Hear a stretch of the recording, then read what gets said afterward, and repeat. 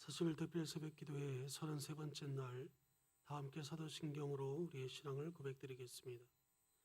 전능하사 천지를 만드신 하나님 아버지를 내가 믿사오며 그 외아들 우리 주 예수 그리스도를 믿사오니 이는 성령으로 잉태하사 동정녀 마리아에게 나시고 본디오 빌라도에게 고난을 받으사 십자가에 못 박혀 죽으시고 장사한 지 사흘 만에 죽은 자 가운데서 다시 살아나시며 하늘에 오르사 전능하신 하나님 우편에 앉아 계시다가 저리로서 산자와 죽은 자를 심판하러 오시리라.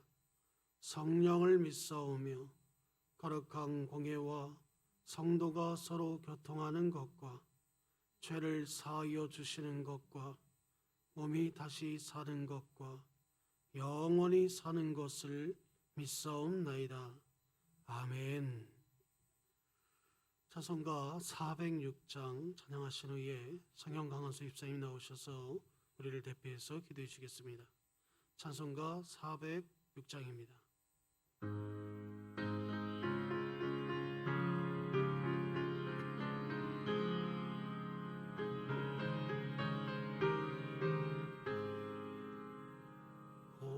내 영혼 편히 쉴고 풍랑이로도 안전한 포구 폭풍까지도 다스리시는 주의 영원한 팔 의지에 주의 영원하신 팔 함께하사 항상 나를 붙드시니 어느 곳에 가든지 요동하지 않으면 주의 팔을 의지함이라. 세상 친구들 나를 버려도 예수 늘 함께 동행함으로 주의 은혜가 충만하리니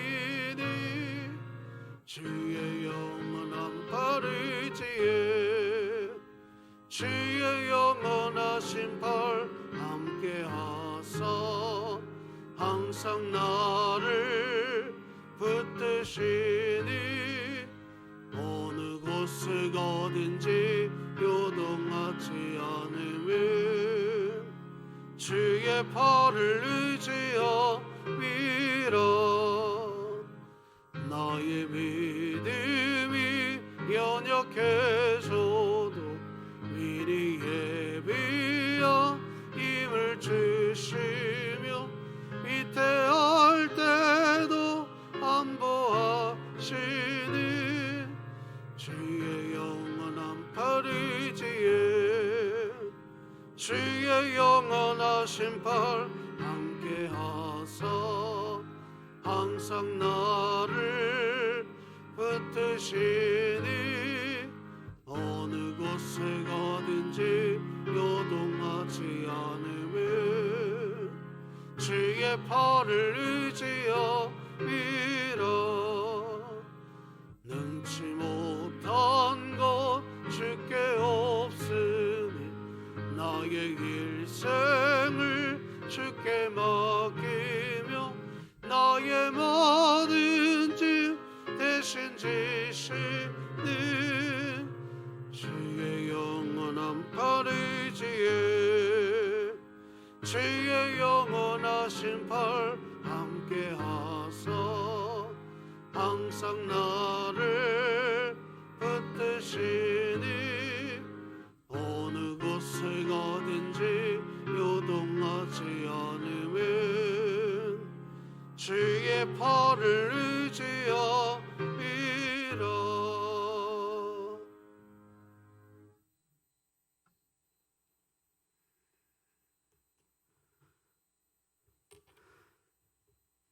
사랑의 주 하나님 아버지, 주의 말씀을 사모하여 주의 전에 모이게 하여 주시는 새벽에 도우신 하나님의 은혜에 감사 찬양을 올려드립니다. 이 시간 주의 전에 나올 때 우리의 연약함은 그리스도의 보혈로 덮어주시고 비울 때 채우시는 하나님의 은혜를 체험하게 하여 주시옵소서. 40일 새벽 기도회를 통하여 무엇을 먹을까 무엇을 입을까 염려하는 근심의 삶에서 우리의 삶의 모든 것을 하나님께 맡길 때 하나님께서 일하시고 주님과 동행하는 기쁨이 충만하게 하여 주시옵소서. 삶의 순간순간마다 말씀보다 기도보다 앞서지 않고 예수님이라면 어떻게 하셨을까 간구하며 오직 예수 그리스도만 존귀케 되는 승리의 날이 되게 하여 인도하여 주시옵소서. 교회 가운데 연약한 지체들을 주님 지키시고 그 상함을 치유하여 주시옵소서. 환난 가운데 인내는 연단은 소망이 되게 하시고 예수 그리스도로 말미암아 하나님과 화평을 누리게 하여 주시옵소서. 이 시간 주의 사자에게 영육간에 강건하게 하시고 선포되어지는 말씀 가운데 함께 하셔서 온 교회가 하나님의 나라를 소망하며 이 교회를 향한 하나님의 음성을 들어 힘써 하나님의 사역을 감당할 수 있도록 인도하여 주시옵소서. 이 모든 것 다시 오실 주 예수 그리스도의 이름으로 기도드립니다. 아멘.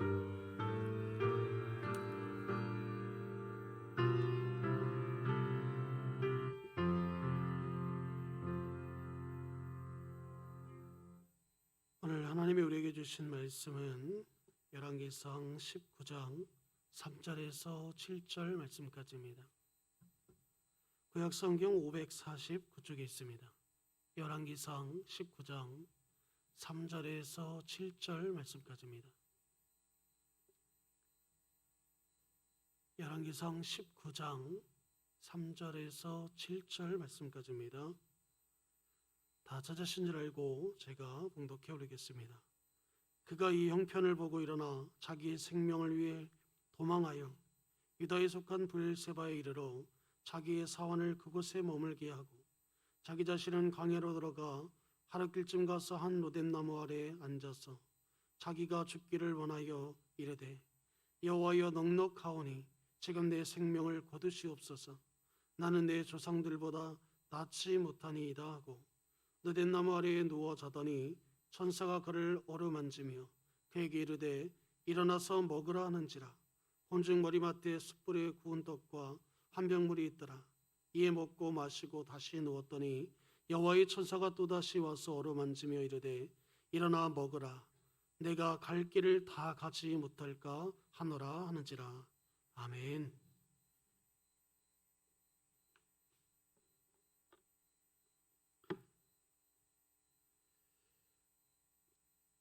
반갑습니다. 오늘도 오실 때 쌍화탕 하나씩 다 받으셨나요?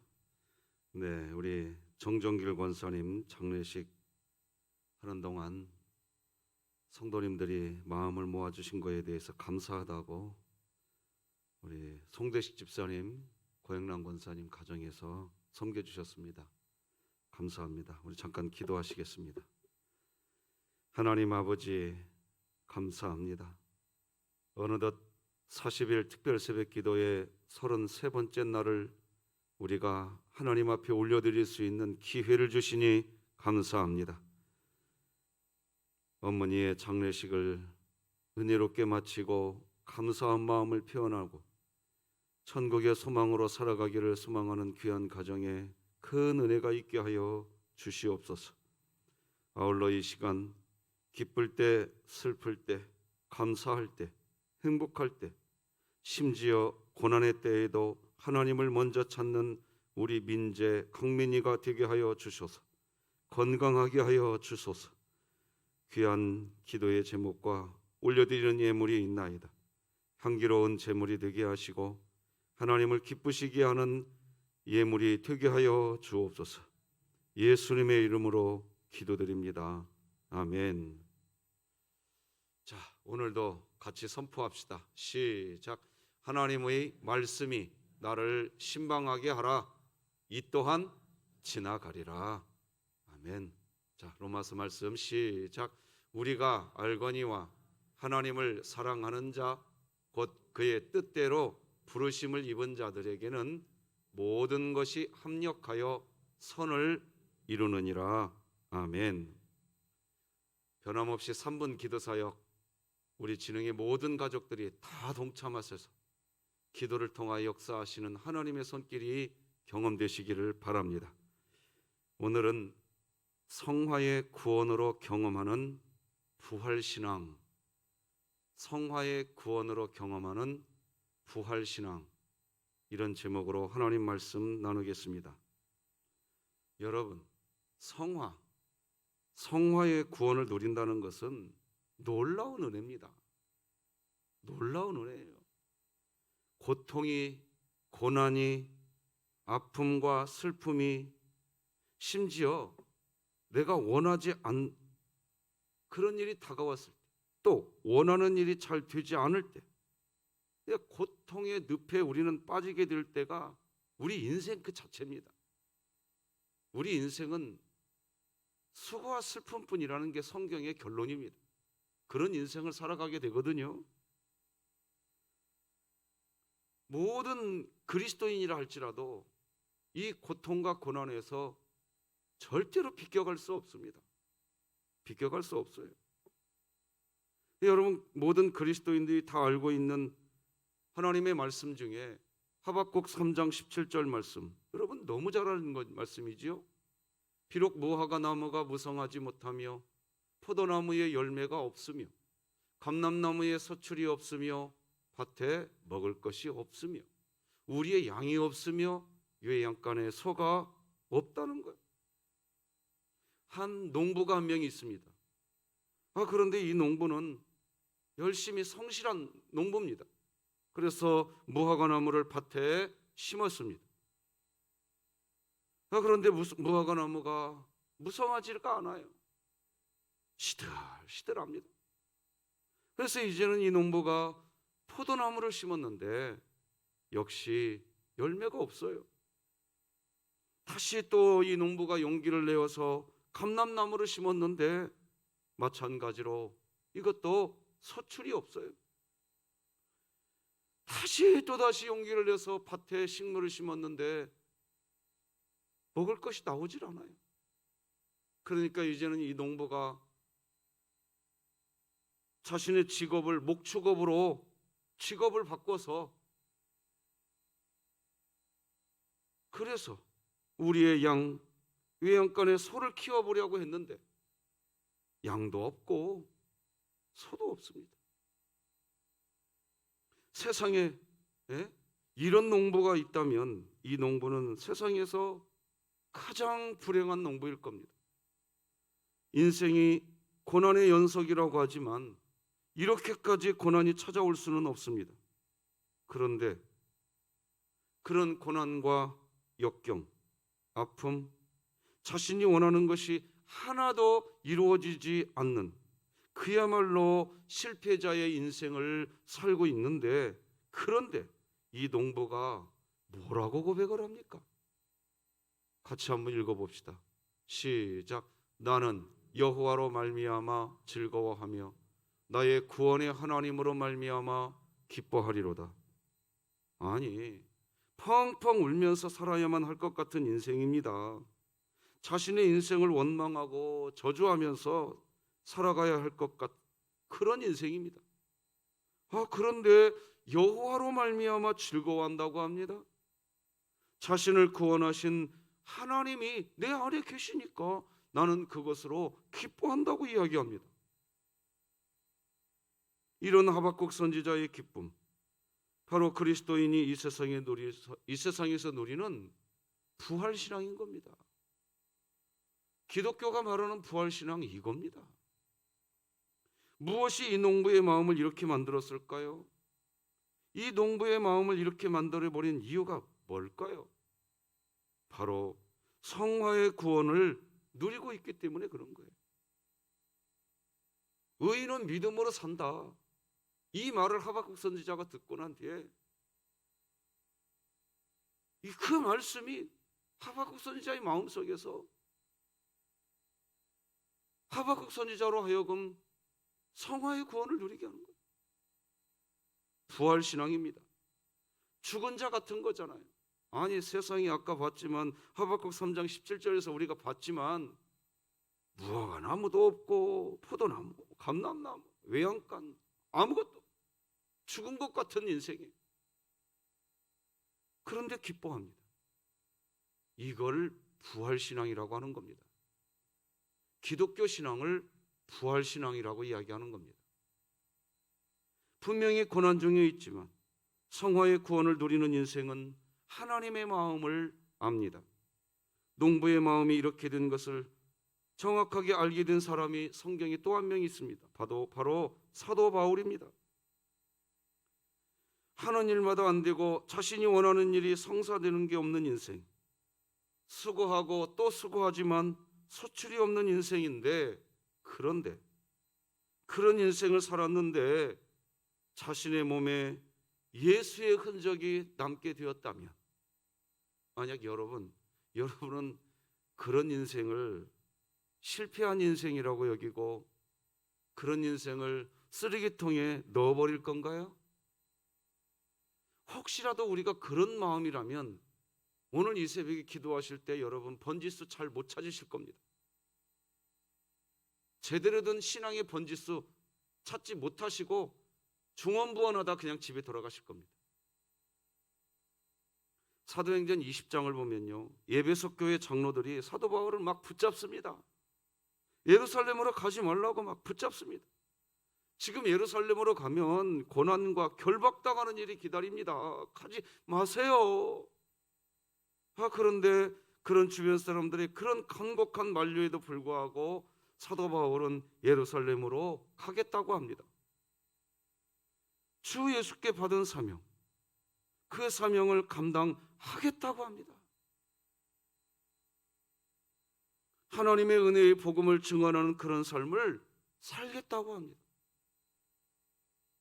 자신의 생명을 조금 더 귀한 것으로 여기지 않겠다고 합니다. 예루살렘으로 가겠다는 거죠. 우리 같이 한번 읽어봅시다. 사도행전 20장 시작. 오직 성령이 각 성에서 내게 증언하여 결박과 혼란이 나를 기다린다 하시나 내가 달려갈 길과 주 예수께 받은 사명 곧 하나님의 은혜의 복음을 증언하는 일을 마치려 하면은 나의 생명조차 조금 더 귀한 것으로 여기지 아니하노라. 아멘. 왜 이렇게 할까요? 왜 그럴까요?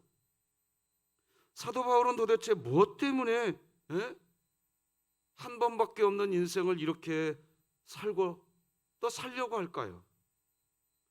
그리고 이런 인생을 살았던 사도 바울의 모습을 보고 있는 저하고 여러분, 우리들은 왜 또 이런 말씀을 읽으면, 뭐 때문에 또 이런 말씀을 우리가 읽으면, 왜 이런 말씀을 읽으면 우리 마음이 왜 뜨거워질까요? 도대체 이유가 뭘까요? 왜 이런 말씀 들으면 숙연해지고 아멘, 왜 우리 마음도 왜 그렇게 동의가 될까요? 이유는 단합니다. 하나입니다. 단 하나예요. 그런 삶을 살 때, 그렇게 살 때 비로소 우리 안에 예수님의 흔적이 남기 때문입니다. 갈라디아서 말씀도 같이 읽습니다. 시작. 이후로는 누구든지 나를 괴롭게 하지 말라. 내가 내 몸에 예수의 흔적을 지니고 있노라. 아멘. 내 몸에 남은 예수님의 흔적은 또 뭘까요? 무엇이 그리스도인의 몸에 남는 흔적일까요?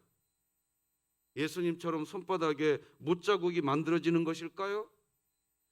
옆구리에 창자국이 만들어지는 것일까요? 그런 거 아닙니다. 바로 예수님의 성품을 닮은 모습, 성화의 구원입니다. 바로 그것이 부활신앙인 것입니다. 어제 그제 우리 부활주일날 지냈죠?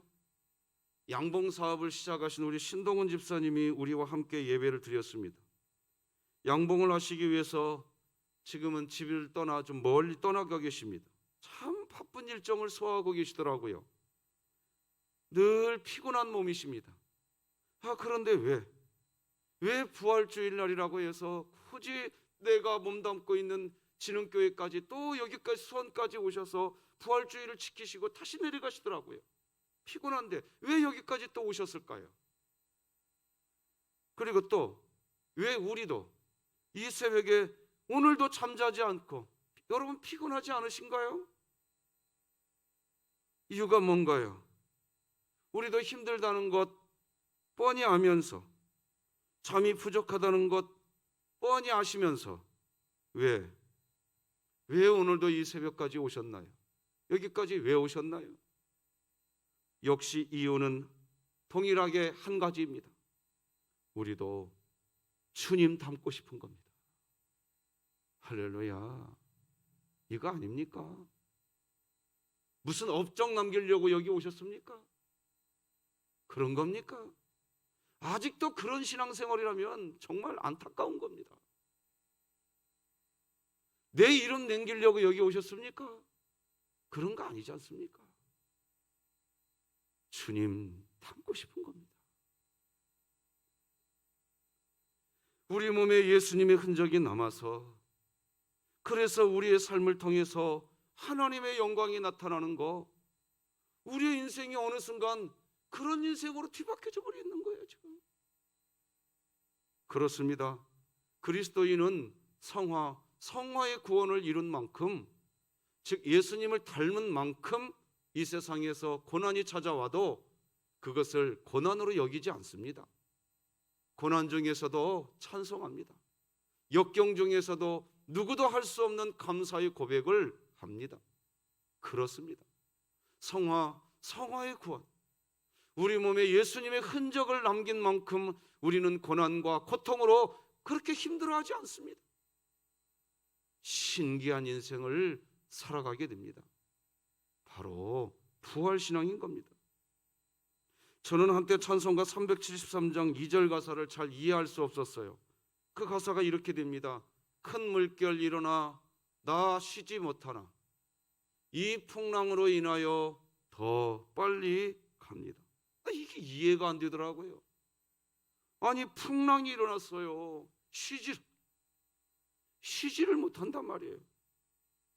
어떻게 쉬지도 못하는 이 풍랑 가운데 있으면서 도대체 무엇 때문에 이 찬양 가사는 이 풍랑으로 인하여 더 빨리 간다고 마치 기뻐하듯이 노래하는가? 도무지 이해가 안 되는 때가 있었습니다. 그런데 저에게 충격적인, 우리 조선 땅을 사랑했던 한 여성 선교사님의 이야기를 저는 지금도 잊을 수가 없습니다. 저 시골교회 신앙생활 했는데도 저는 진짜 돌아보면 시골교회에서 참 잘 가르쳐줬어요. 그 당시만 해도. 루비 캔드릭 선교사님에 대한 이야기 혹시 들어보셨는지 모르겠습니다. 유명한 그분의 말이 있어요. 내게 1000개의 생명이 주어진다면 그 모든 생명을 조선을 위해 바치리라. 유명한, 25살밖에 되지 않았을 때 태평양을 건너서 한국에 왔습니다. 조선 땅에 왔습니다. 그 젊은 나이에 조선 땅에 왔다가 또 일찍 하나님의 부름을 받게 됩니다. 그런데 이 루비 캔드릭 선교사님이 직감했어요. 이제 몸이 아파오기 시작하고 죽음이 눈앞에 다가오고 있다라는 것을 알게 되었어요. 그때 고향에 있는 자기 부모님께 쓴 편지입니다. 읽어드리겠습니다. 이곳 조선 땅에 오기 전 집들에 심었던 꽃들이 활짝 피어났다는 소식을 들었을 때 하루 종일 집 생각만 했습니다. 이곳은 참 아름다운 곳입니다. 모두들 하나님을 닮은 사람들 같습니다. 선한 마음과 복음에 대한 열정으로 보아 아마 몇십 년이 지나면 이곳은 주님의 사랑이 넘치는 곳이 될 것 같습니다. 참고로요, 읽기 전에 그런 모습은 없었어요. 근데 고향 땅에 있는 부모님을 안심시켜 주려고 이렇게 표현한 겁니다. 저는 복음을 듣기 위해 20km를 맨발로 걸어오는 어린아이들을 보았을 때 그들 안에 있는 하나님의 사랑 때문에 오히려 위로를 받습니다. 그러나 한편에서는 탄압이 점점 심해지고 있습니다. 그저께는 주님을 영접한 지 일주일도 안 된 서너 명이 끌려가 순교했고 토마스 선교사와 제임스 선교사도 순교했습니다. 선교 본부에서는 철수하라고 지시했지만 대부분의 선교사들은 그들이 전도한 조선인들과 아직도 숨어서 예배를 드리고 있습니다. 그들은 모두가 순교할 작정인가 봅니다. 오늘 밤은 유난히도 고향으로 돌아가고 싶습니다. 외국인을 죽이고 기독교를 증오한다는 소문 때문에 두부에서 저를 끝까지 말리셨던 어머니의 얼굴이 자꾸 제 눈앞에 어른거립니다. 아버지, 어머니, 어쩌면 이 편지가 마지막일 수도 있습니다. 제가 이곳에 오기 전 뒷뜰에 심었던 한 알의 씨앗으로 인해 이제 내년이면 온 동네가 꽃으로 가득하겠죠. 그리고 또 다른 씨앗을 만들어내겠죠. 저는 이곳에 작은 씨앗이 되기로 결심했습니다. 제가 씨앗이 되어 이 땅에 묻히게 되었을 때 아마 하나님의 시간이 되면 조선 땅에는 많은 꽃들이 피고 그들도 여러 나라에서 씨앗이 될 것입니다. 저는 이 땅에 저의 심장을 묻겠습니다. 바로 이것은 조선에 대한 제 열정이 아니라 하나님께서 조선을 향한 열정이라는 것을 알게 되었습니다. 어머니, 아버지, 사랑합니다. 25살이라고 하는 젊은 나이의 여인으로서 그녀는 이미 그의 몸에 예수의 흔적을 가지고 있었습니다. 이미 그 젊은 나이에 성화의 구원을 가슴에 가득 담고 있었던 사람이었습니다. 그래서 그녀는 사도 바울과 같은 심정으로 조선 땅에 왔던 것입니다. 예수님을 닮으면 인생을 살아가는 방식이 달라집니다. 그렇게 됩니다. 성화의 구원은 바로 이 세상을 이기는 부활신앙의 능력을 갖게 해 줍니다. 부활신앙은 여러분 어떤 업적으로 누리는 신앙이 결코 아닙니다. 공로도 아닙니다. 소위 세상이 말하는 성공, 사역을 크게 해서 누리는 신앙도 결코 아닙니다. 부활신앙은 우리 안에 예수님을 닮은 모습으로 채워질 때 누리는 신앙인 것입니다. 오늘 본문의 주인공은 엘리야입니다. 분명히 엘리야는 갈멜산에서 이방신을 섬기는 제사장 수백 명과 맞짱을 떠서 승리를 경험한 정말 대단한 업적을, 대단한 이력서를 가지고 있는 선지자가 엘리야 선지자입니다. 그런 선지자임에 틀림이 없습니다. 그런데 여러분, 그런데 엘리야가 갈멜산에서 그 어마어마한 업적을 일으킨 선지자인 건 틀림이 없는데 엘리야의 치명적 약점이 오늘 본문에 있습니다. 갈멜산에서 하나님의 기적을 체험하고 난 후에 엘리야는 속으로 생각했던 모양입니다. 이제는 누구도 나를 건드릴 수 없다 라고 말입니다. 그런데 어떻게 된 일인지 갈멜산 기적이 있고 난 후에 이세벨, 엘리야를 죽이려고 했던 그 이세벨은 그 이전보다 훨씬 더 강력하게 엘리야를 죽이려고 했습니다. 이세벨이 엘리야를 죽이려고 했던 그 당시의 상황이 열왕기상 19장 2절에 잘 나타납니다. 이세벨이 사신을 엘리야에게 보내어 이르되 내가 내일 이맘때에는 반드시 네 생명을 저 사람들 중 한 사람의 생명과 같게 하리라. 그렇게 하지 아니하면 신들이 내게 벌 위에 벌을 내림이 마땅하니라 한지라. 이세벨이 엘리야를 반드시 죽여버리겠다는 엄포를 내렸습니다. 그런데 바로 이 대목에서 우리가 좀 고개가 갸우뚱해지는 장면이 바로 다음 절에 등장합니다.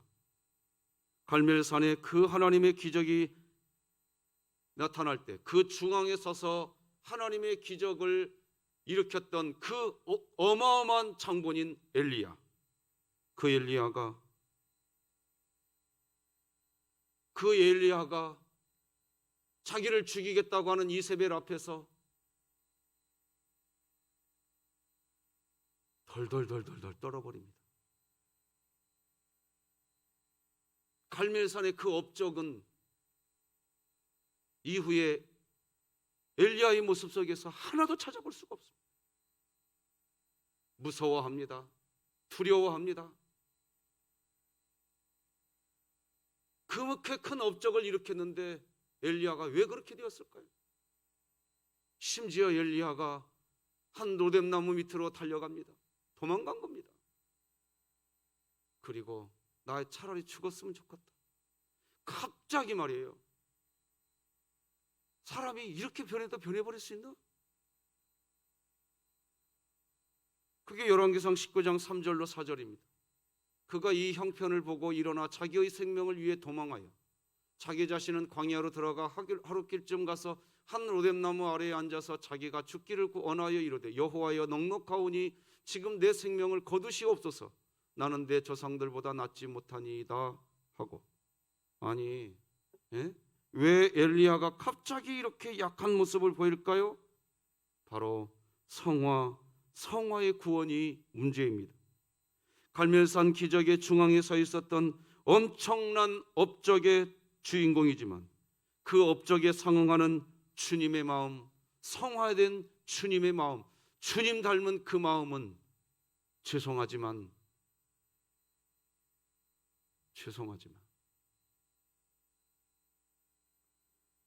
여러분, 업적 남기려는 신앙은요 결국 허무해집니다. 결국 허무해져요.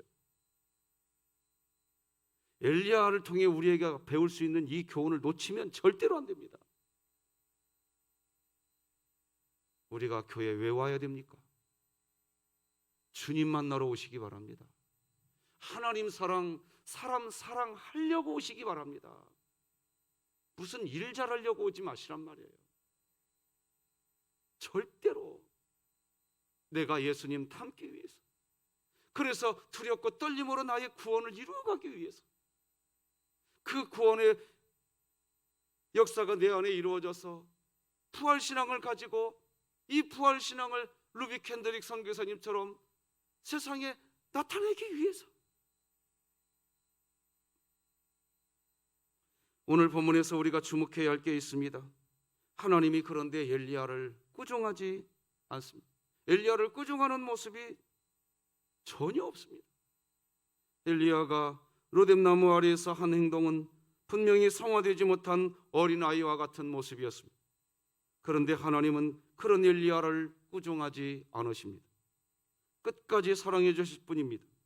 엘리야가 자신의 생명을 거두어 달라고 할 때 하나님은 엘리야를 꾸짖지 않습니다. 다시 말해서, 야 엘리야야, 너 그동안 왜 성화되지 못해가지고 왜 이렇게 나약하게 행동하냐? 꾸중하지 않으셨습니다. 하나님은 피곤에 지친 엘리야에게 깊은 단잠을 자도록 허락해 주었습니다. 그리고 하나님은 천사를 보내어서 오랫동안 잠을 자고 있던 엘리야를, 천사를 보내어서 천사가 엘리야를 어루만져 줍니다. 그러면서 이렇게 말합니다. 엘리야야, 일어나서 먹어라. 하나님은 천사에게 구운 떡과 한 병의 물을 보내주셨습니다. 엘리야가 먹었습니다. 그런데 너무나 지쳐있는 엘리야는 음식을 먹고 난 후에도 또다시 깊은 잠에 빠지고 맙니다. 하나님은 그런 엘리야가 또다시 잠자도록, 깊은 잠자도록 놔두십니다. 그렇게 또다시 깊은 단잠을 자는 엘리야를 어느 때인가 시간이 지나고 나서 다시 천사를 보냅니다. 그리고 또다시 어루만지고 깨웁니다. 엘리야야, 엘리야야. 그냥 소리쳐서 깨우지 않습니다. 말씀드린 것처럼 또다시 어루만져 주십니다. 그리고 또다시 음식을 먹게 해주십니다. 하나님은 엘리야를 꾸중하지 않으셨습니다. 그런 엘리야를 품에 안아 주셨습니다. 그렇게 하나님의 사랑을 받은 엘리야는 드디어 육체의 몸에 힘을 얻게 됩니다. 그리고 다시 사명의 길을 출발합니다. 바로 신약 성경에서 말하는 부활 신앙을 지닌 그리스도인으로 변하게 됩니다. 엘리야의 인생은요, 전반전의 인생이 있고 후반전의 인생이 있는데 그 정점이 뭐냐? 오늘 본문입니다. 엘리야는 전반전 때 사람들과 동역할 줄 몰랐어요. 혼자서 독불장군이었어요. 독불장군으로 신앙생활할 때에는 업적은 남겼는지 모르겠지만 그렇게 예수님의 성품을 담지를 못했어요. 그런데 오늘 본문을 기점으로 엘리야는 더 이상 독불장군으로 살지 않습니다. 사람들과 공동체를 살아갑니다. 그래서 엘리야가 첫 번째 이 사건이 있고 난 뒤에 찾은 게 뭐냐? 엘리사를 선택합니다. 사람들과 함께 어울릴 줄 압니다. 사람들과 함께 동고동락할 줄 알아요. 여러분, 이것이 무엇을 우리에게 교훈해 줍니까? 성화된 사람과 성화되지 못한 부분과의 차이점을 정확하게 보여줍니다. 우리 오늘 본문을 뛰어넘는 8절까지 5절에서 8절까지 다 같이 한번 읽겠습니다. 시작. 로뎀나무 아래에 누워 자더니 천사가 그를 어루만지며 그에게 이르되 일어나서 먹으라 하는지라. 본즉 머리맡에 숯불에 구운 떡과 한 병 물이 있더라. 이에 먹고 마시고 다시 누웠더니 여호와의 천사가 또다시 와서 어루만지며 이르되 일어나 먹어라. 네가 갈 길을 다 가지 못할까 하노라 하는지라. 이에 일어나 먹고 마시고 그 음식물의 힘을 의지하여 40주 40야를 가서 하나님의 산 호렙에 이르니라. 아멘. 말씀 맺겠습니다. 칭의의 구원을 받은 우리는 분명히 성화의 구원을 완성해가는 그런 신앙생활을 해야 합니다.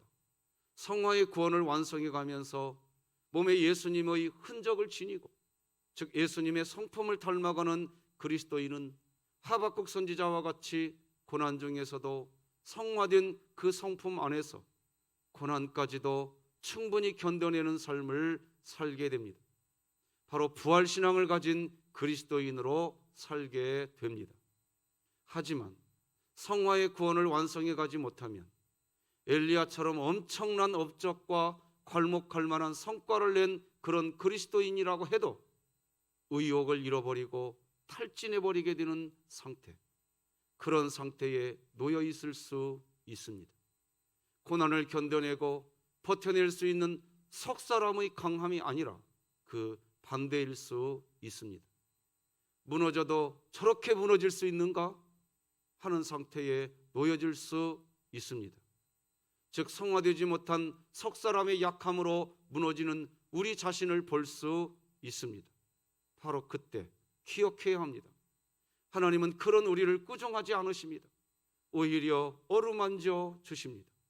엘리야에게 그렇게 해 주셨습니다. 하나님은 엘리야를 천천히 회복시켜 주셨습니다. 몸의 체력을 회복하게 해주시고 마음을 어루만져 주셨습니다.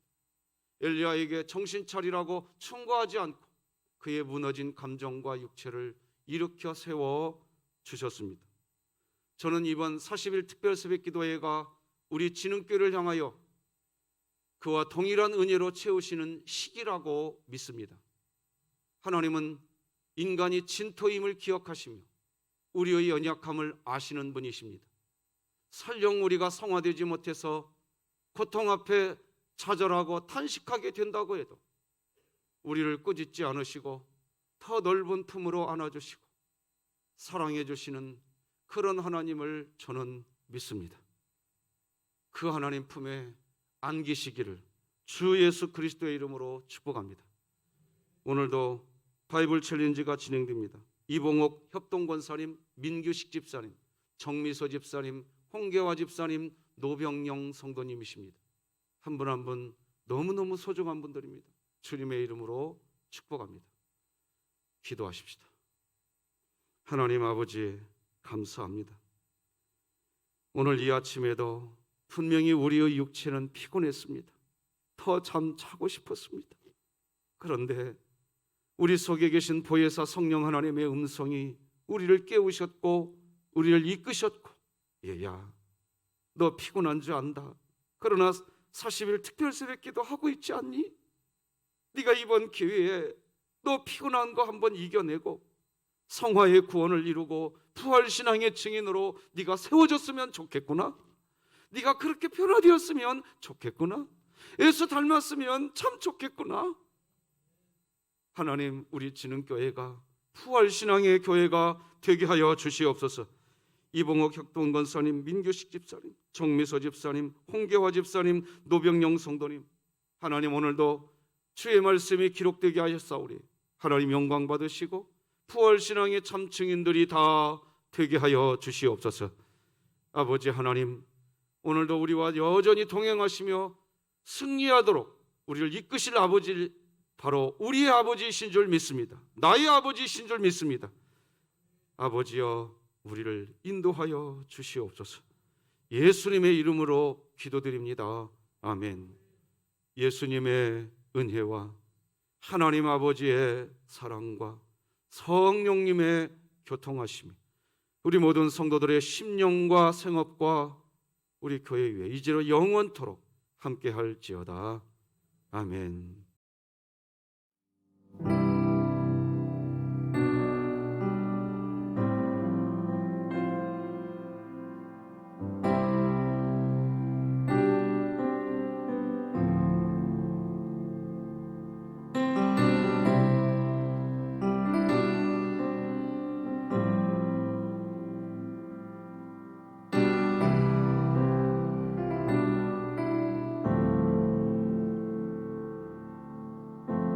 내 안에 가장 귀한 것 예수를 알미라.